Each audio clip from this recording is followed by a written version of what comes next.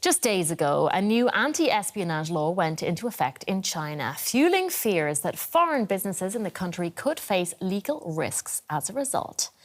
The law expands the government's definition of espionage to cover accessing any documents related to national security. This could include university research, multinational business dealings, or even social media chats. Meanwhile, in a separate development, China postponed a trip by the EU's foreign policy chief, Josep Borrell, scheduled for next week, without giving a reason. Tensions between Western powers and Beijing are currently high as countries seek to reduce their reliance on the Chinese economy. Earlier, I spoke to Jens Eskelund, president of the European Chamber of Commerce in China.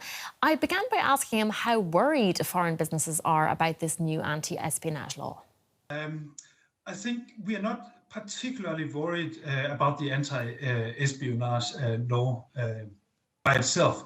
I think it's important that we look at the law in the context of wider developments that we have seen in China over several years now.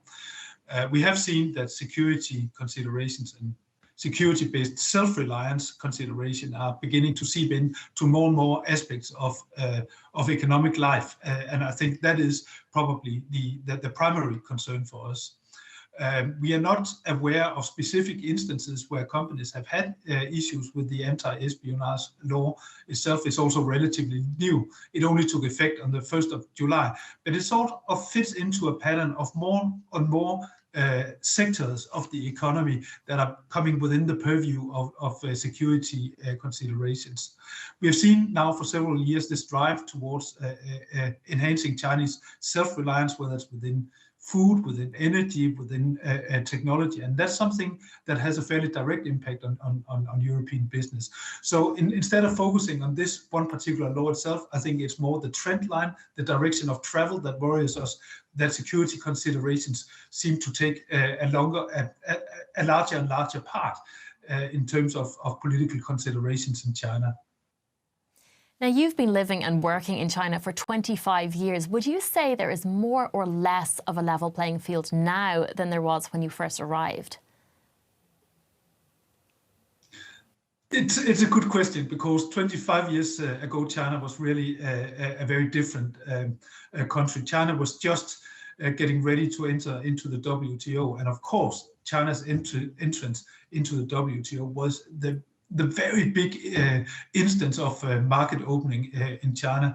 And what followed from China's accession to WTO in 2001 and until the global financial crisis in 2008 was really the golden age of globalization and of sort of European participation in the Chinese economy, and obviously participation by the Chinese economy in Europe.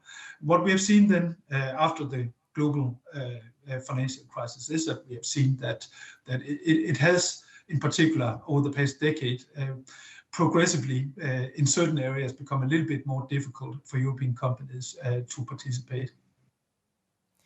Now, there's a lot of criticism that the EU does not speak with a unified voice in its dealings with China. How does that affect business on the ground? I think it depends very much on industries. There will be industries where European countries are very much aligned and where it's not controversial. There will be other industries where there are disagreement, and that of course creates opportunities also for China to perhaps make use of these disagreements. So I think it's very important that the European Union and the member states, that they develop this capacity to speak with one voice.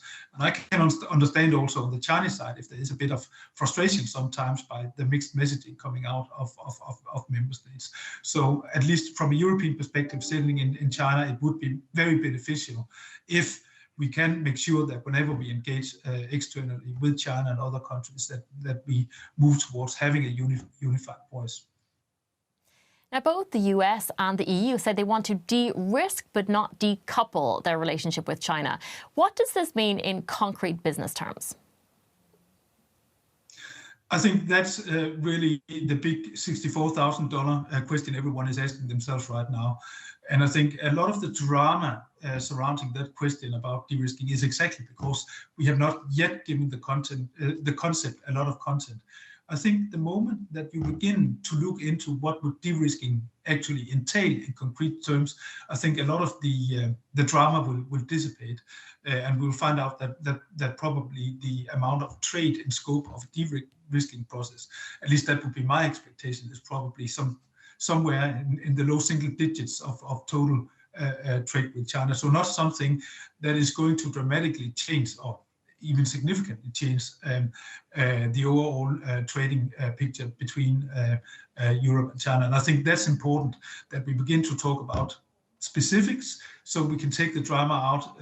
A lot of it, I think, is commonsensical. We saw how vulnerable supply chains were in connection with COVID, where big parts of China closed down. And for many companies, this created significant problems in their supply chains. And I think it's just natural that we ask ourselves as businesses, what can we do to make sure that we create more resilient, more robust supply chains? So whatever might happen, that we are better prepared and not are becoming overly dependent on a single location, a single supplier, perhaps. So I think a lot of this is actually very commonsensical. And I think also we should keep in mind that China really itself has been through a quite comprehensive de-risking exercise. When you look at the 14th five-year plan, when you look at the whole concept of dual circulation, when you look at Made in China 2025, that is in many ways also a de-risking process. So I think in that sense, we can say that China, when it comes to de-risking, is probably ahead of Europe in that process. And I think China probably has gone much further in its de-risking effort than something that we will see from Europe. All right, Jens Eskelund, President of the European Chamber of Commerce in China. Thank you very much. Thank you.